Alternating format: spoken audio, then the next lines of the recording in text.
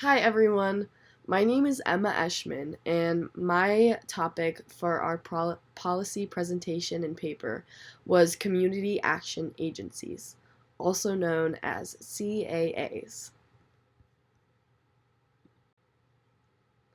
What is a community action agency? They're organizations focused on giving low-income individuals the opportunity to improve their quality of life. They use national and local services or programs to lift their clients out of poverty. They were founded in 1964 within the Economic Opportunity Act. Their part was focused on the efforts of President Lyndon B. Johnson's War on Poverty. They're funded by federal, state, and local governments. Today, there are over 1,000 CAAs, Cincinnati's being the second oldest. What does a CAA do? They utilize national or local programs for the benefit of low-income individuals. Some of those programs include Head Start, which provides preschool education, Career Pathways, which provides access to job training and help finding career opportunities, Low-Income Supportive Services, which provides assistance with taxes and utilities, Housing Assistance, which provides money for rent or house payments, Food Pantries, which are designed to help combat hunger. Other local needs is Cincinnati's agency that has a diaper bank for free diapers. Examples of how a CAA can make an impact. One example is helping a single mother obtain Head Start enrollment for her children, finding her an apartment, obtaining her driver's license, and career coaching her for her medical career certification. Another example is helping a family use a homeschool educator for the daughter's speech impediment and for the father to obtain job training to open a t-shirt business and a cleaning company. One quote I really liked from President Lyndon B. Johnson was, "We must open the doors of opportunity, but we must also equip our people to walk through those doors." How is a CAA managed?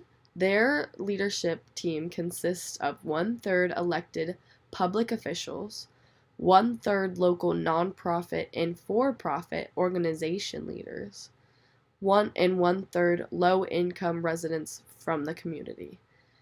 They include local residents in the decision-making of how the money is spent. This was a new concept in 1964, and it is still in effect today. Are the CAAs effective? I found one article that said 40 years after they were developed that it wasn't super effective and that they had problems. This was because their federal funding was inconsistent and agencies were spending considerable amounts of time to obtain funds or grants. They lacked an unidentified national approach because everything was locally focused. Their local resident contribution was limited due to their lack of knowledge and awareness of the issues they were facing.